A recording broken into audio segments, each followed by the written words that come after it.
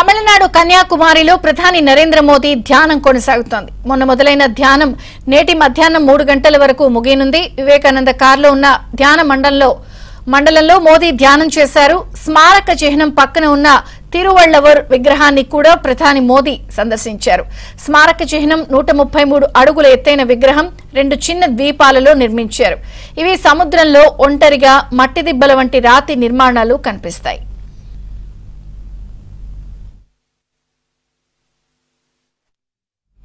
మొన్న కన్యాకుమారి చేరుకున్న ప్రధాని మోదీ ముందుగా భగవతి అమ్మన్ ఆలయంలో ప్రత్యేక పూజలు చేశారు.